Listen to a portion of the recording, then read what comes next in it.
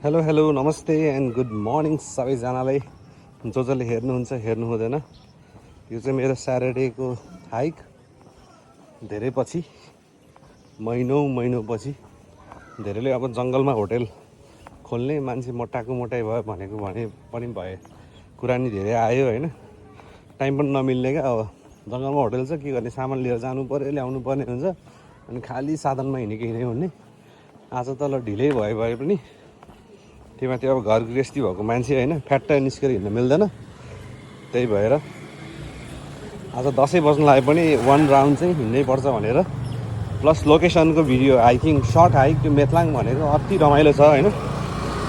तपाईँहरूलाई म लोकेसनको बारेमा नि भन्छु। So let's walk 45 minutes. So यो बराल पेट्रोल पम्प सबैलाई थाहा छ, बुलौदी नजिकै होइन। त्यहाँबाट भित्र छिर्न मिल्छ। अनि त्यो सँगसँगै यता आइसक्यो फरेस्ट स्पोर्ट्स सेन्टर छ। यहाँ चाहिँ स्विमिङ पुल अनि फुडस्टलहरू छ होइन। यो बाटो हुँदै आउन नि मिल्यो। अनि सँगसँगै उता बसी चाहिँ पुलको तिरबाट जरेबरबाट आउन नि मिल्छ कि। लेक साइडबाट आउने टोलीहरू, बिरौटाबाट आउने टोलीहरूलाई चाहिँ जरेबरतिर बसमा ट्याक्सीमा होइन इनड्राइभमा आएर अनि यताबाट हिँड्न नि मिल्छ। अनि स्विमिङ गर्न पनि नजिकै मन छ भने चाहिँ तपाईँहरूले चाहिँ यो स्विमिङ गर्ने ठाउँ राम्रो छ। पुल पनि होइन, पक्का ल्याप हान्ने पुल छ। हिमालयन लाइफ एडभेन्चरको सोरुम पनि यहीँ खोलेर रहेछ। ल डट बाइक बुलेट्सहरू तपाईँलाई रेन्टल चाहिएछ अफ राइड भने you can come here guys. एकदम सानोमा एकदम धेरै खेल्न आउने हेर्न आउने ठाउँ हो होइन। त्यतिको पानी आउने। अब यो त नेपालकोलाई भन्नै पर्दैन कि प्लास्टिकहरू के छ किन छ भनेर। अनि यो बाटो पारी चाहिँ ठ्याक्कै बुलौदीको कनेक्टिङ ठाउँहरू होला।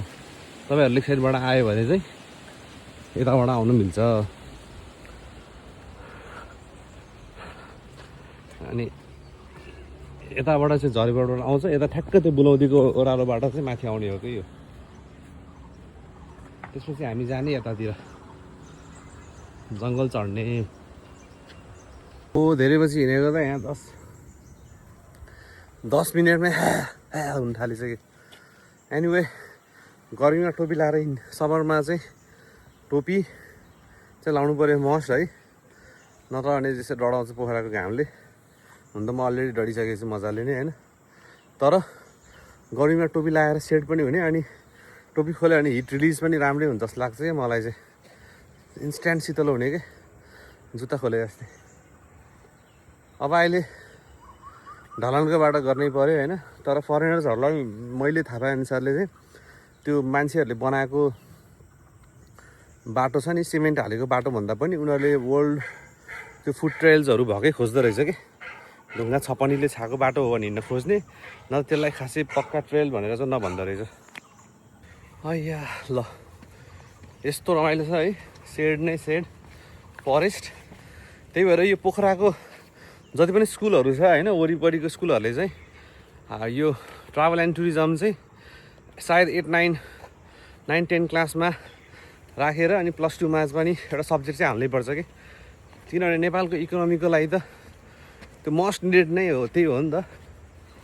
अनि यसले राम्रो इम्प्लोइमेन्ट पनि जेनेरेट गर्छ, फ्रिल्यान्सिङ वर्क पनि हो है। It's a good thing guys.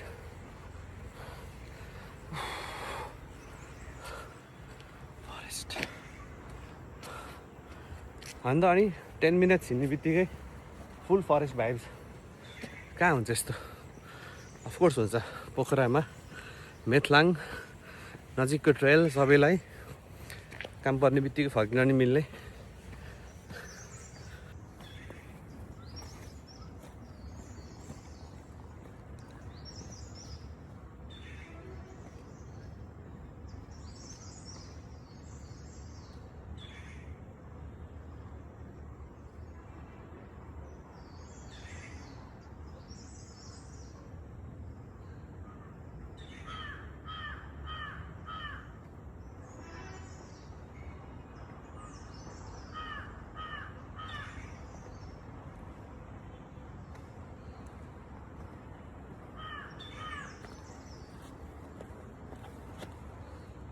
Direction दिनै भुलेछु फेरि। त्यहाँबाट माथि आइसकेपछि ढलानको बाटो आएपछि चाहिँ एउटा सिधा जाने बाटो छ। तपाईँहरू सिधा बाटो नगइकन चाहिँ उता स्कुटर आयो नि हो, उता माथि नजाने, त्यहाँबाट लेफ्ट साइडबाट माथि आउनु पऱ्यो जङ्गलतिर। लेफ्ट उताबाट आउँदा लेफ्ट देब्रे। धेरै नेपालीलाई फेरि देब्रे दाहिने भनेको नबुझेर हैरान्छ। फेरि सानो बच्चाहरूलाई अहिलेबाट सिकाउनु है, देब्रे दाहिने दायाँ बायाँ देब्रे लाग्ने हो गाइज। अनि मेथलाङ चाहिँ बर्ड वाचिङको लागि पनि बेस्ट स्पट हो। यहाँ चाहिँ 35+ स्पिसिसको बर्ड्सहरू पाउँछ भन्ने चाहिँ यहाँको चरा बिक्रीहरूले भन्नुभएको छ। त्यसको पनि एक दिन प्लान छ। अब एउटा राम्रो बाइनोकुलर्स किन्ने पर्ने भएको छ मैले। अनि अलिकति माथि आइसकेपछि यता सानो जाने बाटो छ, तर त्यता नगइकन यतापट्टि माथि जाने। यो बिग ट्रिज छ एउटा होइन। पछि अब के मार्किङ पनि गर्नु पर्ला। यहाँबाट माथि जाने। स्कुल पढ्दा पहिला स्टे बाई पढ्दैन यता खुब आइन्थ्यो। तलबाट लगभग 20-25 मिनटको हाइकिङ गरेपछि हामी यो अति सुन्दर वर्ल्ड क्लास भ्यूमा आइपुग्छ होइन। यहाँबाट माउन्टेन रेन्ज पनि पुरै देख्छ। आज क्लाउडी छ, अहिले मनसुन पनि हो। नत्र हाम्रो यो पृथ्वी हाइवे शान्तिनगर चोक हुँदै लेक साइड जरेवरको बाटोहरू हुँदै पुरानो एयरपोर्ट, नयाँ एयरपोर्ट, रङ्गशाला सब कुछ देख्छ होइन। यहाँबाट अलिकति उता वक गऱ्यो भने चाहिँ फेवाताल्नी देख्छ होइन। अब तपाईँहरू माथि आइसकेपछि यहाँबाट अति नै सुन्दर मन्दिर छ, शिव मन्दिर। र यो ठाउँ पोखराको धेरै लोकल्सहरू पहिला हुनुहुन्छ भने यसलाई चाहिँ क्यालिफोर्निया भन्थ्यो ल। यहाँ सानो एउटा घर पनि थियो काठ र टिनको। लेक साइडको locals Pokhara, Malepatan, dam side, अरू धेरै ठाउँको पुरानोहरूलाई सबैलाई थाहा छ। यसलाई चाहिँ क्यालिफोर्निया भन्थ्यो हामीले सानोमा। र यहाँ शिव मन्दिर छ। त्यही भएर तपाईँहरू जरेवरबाट आउनुहोस्, डिकोपाटनबाट आउनुहोस्। आउने बित्तिकै मिटिङ पोइन्ट भनेको यही ठाउँ हो। अनि यहाँबाट चाहिँ अर्को 20 मिनटको अप हिल हाइकिङमा चाहिँ स्केप आइपुग्छ। र सँगसँगै मेथलाङ, सराङकोट, कास्कीकोट, उता राउन्ड सेरीतिर झर्न मिल्यो, लभली हिलतिर झर्न मिल्यो, धेरै ठाउँमा जानु मिल्छ।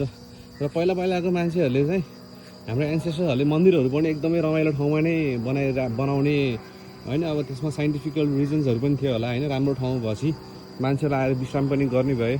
मन्दिरको सेरोफेरोमा फोहोर पनि गर्दैनन्, जथाभावी कुराहरू गर्दैनन् भनेर नै होला होइन।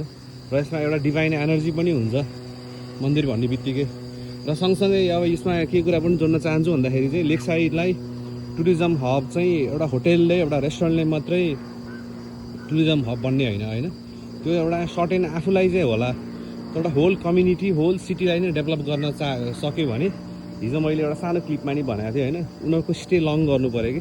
लेक साइडमा बस्ने मान्छेलाई चाहिँ तिमीहरूले एक दिन त हाइकिङ जानै पर्छ, स्तुपा जानुपर्छ, एक दिन मेथलाङ जानुपर्छ, सराङकोट हाइकिङ गर्नुपर्छ। त्यो नआइकन त पोखरा घुमेको जस्तै हुँदैन है भनेर बनाउन सक्यो भने बल्ल हो।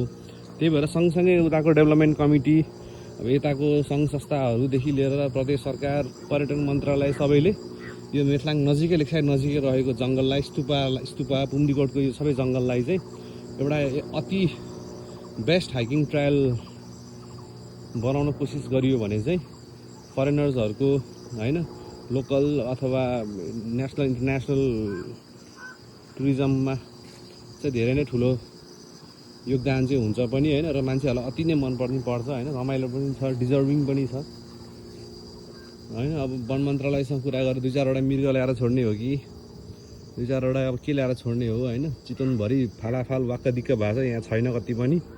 यो 2-4वटा हरिण लिएर आएर बरु ट्याग हालेर जिपिएस जोडेर चाहिँ कन्ट्रोल मेकानिजम गर्न सकियो भने राम्रो हुन्छ जस्तो लाग्छ मलाई चाहिँ। उता मेरो एकजना साथीलाई पनि देखेँ, पुरा ऊ पनि जङ्गल घुम्दैछ।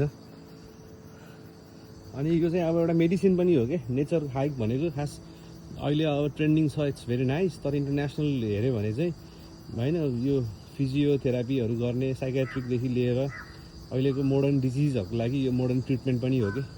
एन्सेन्ट कुरा हो तर अहिलेलाई नै काम लाग्छ। यसलाई मन्दिर वरपर कुकुरलाई दिसा नगराइदिनु होला। ल Krishna, welcome to Shiv temple. के साथी हालखबर? कुन चरा देख्यौ त्यहाँ? उडपिकर है, उडपिकर कस्तो दामी छ यहाँ। डिफ्रेन्ट कलरको छ कि माथि जाँदै हो माथि जाँदै हो यार यताबाट आएको पानी खाने बेला खाऊ है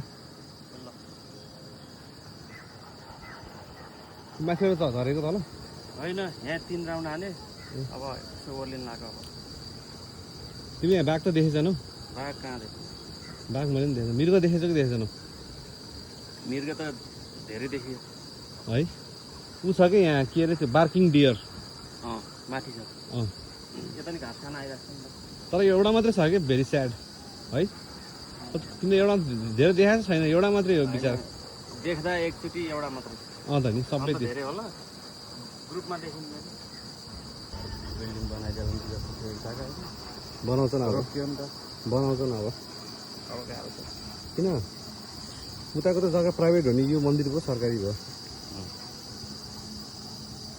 मन्दिरबाट एकदम रमाइलो ठाउँ छ यहाँ मान्छे मर्निङ वाक गर्ने धेरै नै भिड हुन्छ र यताबाट माथि जानुपर्छ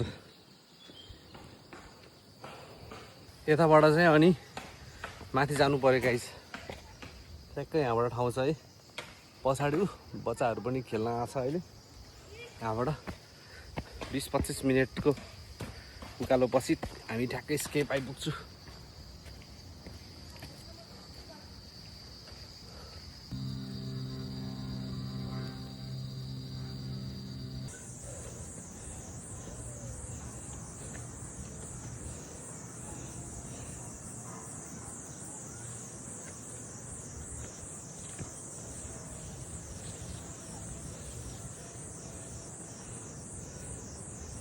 ल त्यसपछि थोरै माथि आइसकेपछि चाहिँ बवाल भ्यू देख्न थाल्छ तालको अनि एउटा बन्द भएको रेस्टुरेन्ट पनि छ वेलकम टु पोखरा सेरे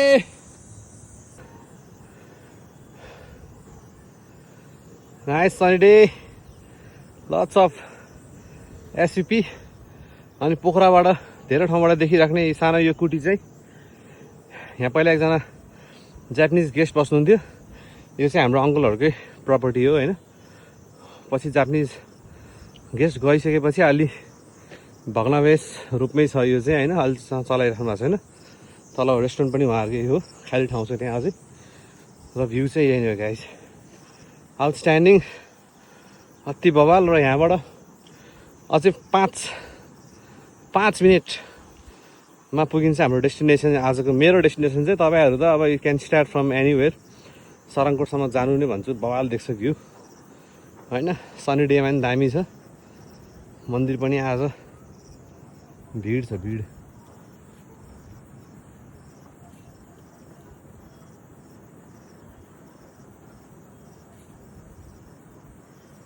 र यो 35-40 मिनट्सको हाइक पछि चाहिँ फाइनली हेयर वी आर यो हाम्रो रेगुलर स्पट भ्यू देख्ने अनि देयर इज आवर होटल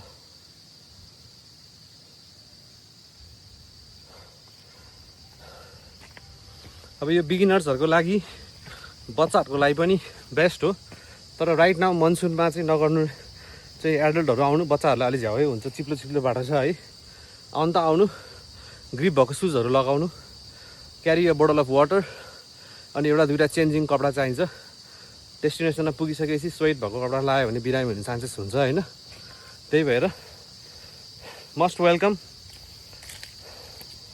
कतिजना त आइराख्नु भएको छ मर्निङ वाकको लागि तपाईँहरू मर्निङ वाक गर्दै आएर लन्च सन्च खाएर फर्किन नि मिल्यो अथवा यत्तिकै आएर रेस्ट पोइन्ट पनि आएर एकछिन यसो बसेर फर्किन नि मिल्छ कि so thank you so much अब एक्लै आए पनि यो क्यामेरामा बोल्ने बानी भयो भने साथी भयो जस्तो हुन्छ रहेछ होइन have a nice day happy Saturday म चाहिँ एकछिनमा फर्किन्छु घर गएर फेरि सामान लिएर आउनुपर्ने नै छ I will see you in the afternoon. Bye bye. Have a nice day. Keep on feeling good.